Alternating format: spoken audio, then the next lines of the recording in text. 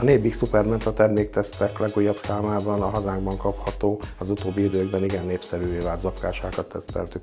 Összesen 17 különböző kiszerelésű terméket vontunk komplex ellenőrzés alá, 12 csokoládés és csokoládéízű, valamint 5 natur zapkása kapott helyet a tesztelt termékek között. A hatósági ellenőrzéseken túl ezúttal is megvizsgáltuk a termékeket biztonsági és minőségi szempontok szerint is. A biztonsági vizsgálatokon már a teszt legelején tavaly novemberben fennakadt 2 zapkás a DON mikotoxin szennyezettsége miatt. Hivatalunk szakemberei azonnal megtették a szükséges intézkedéseket. A felelős vállalkozások együttműködve hivatalunkkal a szükséges intézkedéseket haladéktalanul megtették. A Supermenta tesztekhez hűen a biztonsági méréseken túl számos egyéb vizsgálatnak is alávetettük az zapkásákat.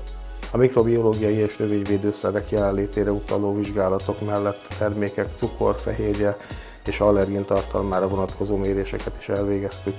A Zabavenin nevű fehérjéje a gluténérzékenyek nagy részénél nem okoz egészségügyi problémákat, de fontos kiemelni, hogy az előállítás során búzával, árpával, illetve rozsal könnyen szennyeződhet a termék, ami a laboratóriumi vizsgálatok során is igazolást nyert, ezek a termékek glutént tartalmaztak.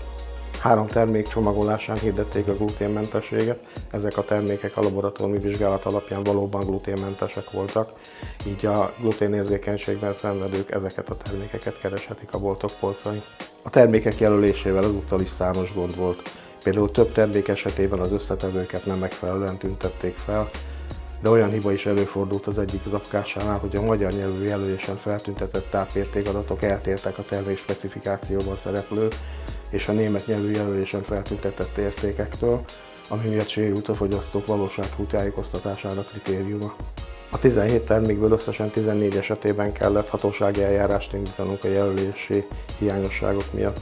A kisebb hibák esetében a felelős vállalkozások csak figyelmeztetés szankcióra számíthatnak, a súlyosabbnak számító jelölési problémák miatt azonban 6 esetben élelmiszer ellenőrzési bírságot szabnak ki felügyelőink. A Supermenta terméktesztekhez tartozó kedveltségi kóstolás ezúttal sem maradt el, ahol a szakértők és a laikus kóstolók értékelték a termékeket vakkóstolásos módszerrel. A toxinos termékek kizárásával összesen 15 zapkását értékelhettek. A helyezettekről, a teszt és a vizsgálat részletes eredményeiről a Nébik, illetve a Supermenta honlapján tájékozódhatnak az érdeklődők.